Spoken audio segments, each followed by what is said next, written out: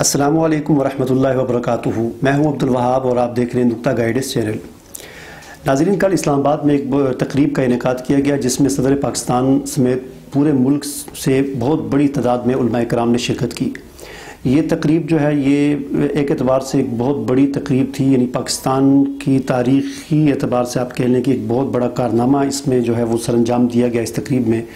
اور جو کچھ اس تقریب میں ہوا اس کو جو ہے 1973 کے آئین کے کارنامے کے بعد پاکستان کی تاریخ میں دوسرا بڑا کارنامہ سمجھا جا رہا ہے، کیونکہ اس تقریب میں 1800 سے زائد علماء کرام کا ایک متفقہ طور پر ایک فتویٰ جو ہے وہ جاری کیا گیا ہے۔ اس کو ایک کتابچے کی شکل میں اس کی تقریب رونمائی ہوئی، پیغام پاکستان اسے نام دیا گیا ہے۔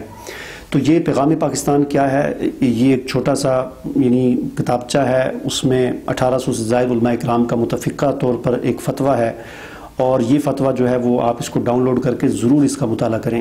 لیکن اس فتوے کے حوالے سے ایک دو باتیں میں عرض کرنا چاہتا ہوں، اپنی ایک رائے سمجھ لیں میری، وہ آپ سے عرض کرنا چاہتا ہوں۔ ایک بات تو یہ عرض کرنا چاہتا ہوں کہ پچھلے 15-20 سال سے پوری دنیا کے اندر دہشت گردی کو مسلمانوں کے ساتھ جوڑا جا رہا تھا، اور پھر مسلمانوں میں سے بھی اس کو علماء دیوبند یعنی مکتبہ فکر دیوبند کے ساتھ اس کو خاص طور پر جوڑا جا رہا تھا۔ تو اب یہ بڑی ایک خوشائند بات ہے کہ جس مکتبہ فکر کو دہشت گردی کے ساتھ جوڑا جا رہا تھا اس کے خلاف فتویٰ اسی مکتبہ فکر نے جاری کیا ہے۔ یعنی یہ جو ابھی جس کو ایک نیا بیانیہ کہا جا رہا ہے اور پاکستان کی تاریخ کا ایک بہت بڑا کارنامہ کہا جا رہا ہے، 1800 سے زائد علماء کرام کا متفقہ جو فتویٰ جاری کیا جا رہا ہے، جس کو حکومت پاکستان کی بھی تائید حاصل ہے، جس کو پاکستان کی آرمی کی تائید بھی حاصل ہے، جس کو سپریم کورٹ آف پاکستان کی بھی تائید حاصل ہے، جس کو مدارس کے جو 5 بورڈ ہیں، وفاق المدارس، رابطۃ المدارس، تنظیم المدارس، وفاق المدارس شیعہ، یعنی تمام مکاتب فکر، تمام مسالک کا متفقہ جس کو سب کی تائید حاصل ہے، یہ فتویٰ علماء دیوبند نے جاری کیا ہے۔ اصل میں اس کی پیچھے اس طرح ہے کہ مئی 2017 میں کسی نے دارالعلوم کراچی میں ایک فتویٰ پوچھا، سوال پوچھا، تو اس کا جواب جو مفتی محمد تقی عثمانی صاحب اور مفتی محمد رفیع عثمانی صاحب، مفتی عبدالرؤف سکروی صاحب اور دیگر علماء کرام نے دیا، تو پھر بعد میں اس کی جو ہے وہ پورے ملک سے علماء کرام سے تصدیق لی گئی۔ تو ہر ایک عالم نے، ہر مدرسے نے، ہر کہہ لے کہ مسلک نے، ہر تنظیم نے، مذہبی تنظیم نے اس کی جو ہے تصدیق کی، اپنے اپنے نوٹ اس میں انہوں نے دیے، لیکن اس کی سب نے تصدیق کی۔ اس طرح یہ بہت بڑی ایک دستاویز جو ہے وہ تیار ہو چکی ہے۔ تو اس کے حوالے سے ایک بات تو یہ کہ جن لوگوں کو دہشت گردی کے ساتھ جوڑا جا رہا تھا انہوں نے یہ فتویٰ جاری کیا ہے، اور یہ ثابت کیا ہے کہ مسلمانوں کا دہشت گردی کے ساتھ نہ تو مسلمانوں کا تعلق ہے اور نہ ہی مسلمانوں میں سے علماء دیوبند کا دہشت گردی کے ساتھ کوئی تعلق ہے۔ اور دوسری بات اس حوالے سے میں یہ کہنا چاہوں گا کہ اس فتوے کی جو روح ہے، یعنی اس فتوے کی جو بنیاد ہے، یعنی اگر آپ علماء کرام ہیں، آپ عالم دین ہیں اور آپ اس فتوے کو پڑھیں گے تو ممکن ہے کہ یہ بات سن کر آپ کو تھوڑی سی حیرانگی ہو، تھوڑی سی کہ بھئی یہ کس طرح کا فتویٰ دے دیا علماء نے۔ تو اصل میں اس کی بنیاد کو اور اس کی روح کو سمجھنا ضروری ہے۔ اس فتوے کی بنیاد جو چیز ہے وہ اگر آپ کو سمجھ آ جائے گی تو سارا مسئلہ آپ کے سامنے حل ہو جائے گا۔ اس کی بنیاد یہ ہے کہ لفظ جہاد جو ہے، اس حوالے سے ہمارے معاشرے کے اندر ایک بہت بڑی غلط فہمی پھیلی ہوئی ہے۔ وہ غلط فہمی یہ ہے کہ جب بھی جہاد کا لفظ بولا جاتا ہے تو اس سے علماء کرام بھی، عام نوجوان علماء کرام بھی، ہمارے مدارس کے طلبہ بھی اور عام عوام بھی جہاد کے لفظ کو سنتے ہی ان کا ذہن جنگ کی طرف چلا جاتا ہے کہ جہاد جنگ کو کہتے ہیں۔ تو یہ ایک بہت بڑا مغالطہ ہے جس کی اصلاح کرنا نہایت ضروری ہے کہ جہاد صرف جنگ کو نہیں کہتے۔ قرآن حکیم میں اللہ تعالیٰ نے جہاد کا لفظ بھی بولا ہے، جنگ کا لفظ بھی بولا ہے، قتال کا لفظ بھی بولا ہے۔ قتال کا لفظ صرف جنگ کے لیے بولا جاتا ہے، جبکہ جہاد کا لفظ کبھی جنگ کے لیے بولا جاتا ہے اور کبھی جد و جہد کے لیے بولا جاتا ہے۔ تو اس سے یہ پتہ چلا کہ قتال تو جنگ کو کہتے ہیں، جبکہ جہاد کبھی جنگ کو کہا جاتا ہے اور کبھی دین کے لیے جد و جہد کرنے کو کہا جاتا ہے۔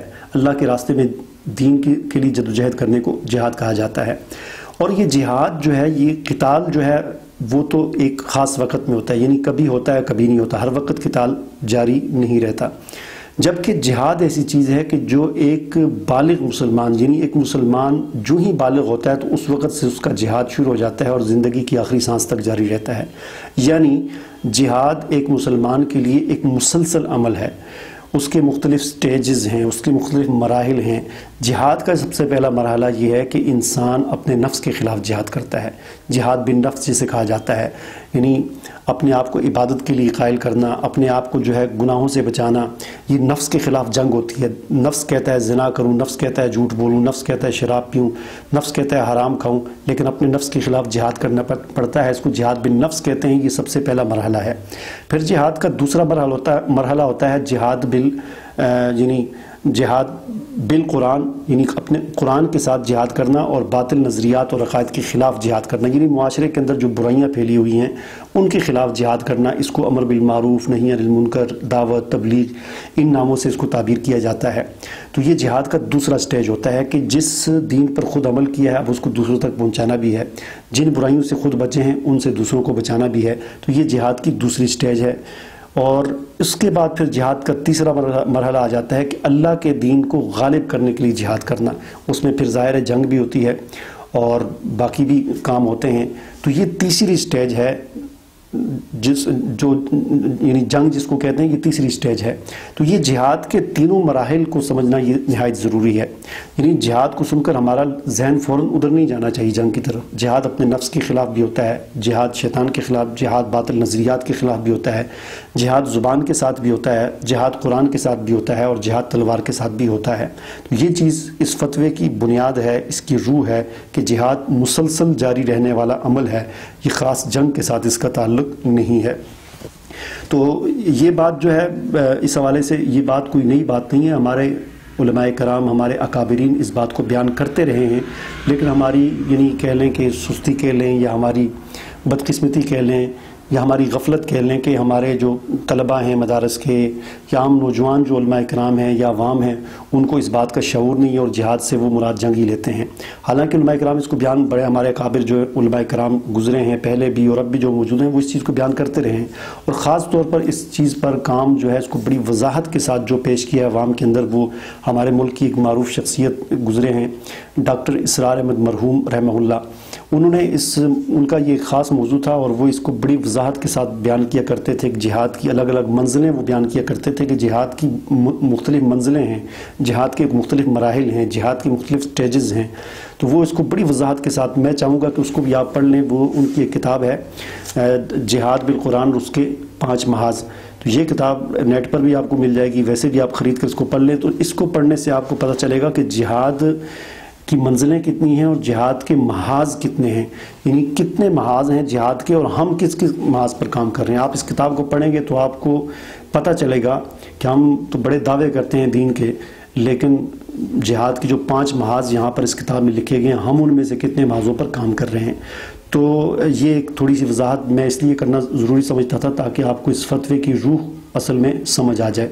تو اب جو ہے اس فتوے کو آپ ڈاؤن لوڈ کرنے کے لیے اس کا لنک میں نے ڈسکرپشن میں دے دیا ہے اس ویڈیو کے، وہاں پر اس لنک پر آپ کلک کریں گے تو 10 MB کی صرف فائل ہے، اسے ڈاؤن لوڈ کر آپ پڑھ سکتے ہیں۔ اللہ حافظ۔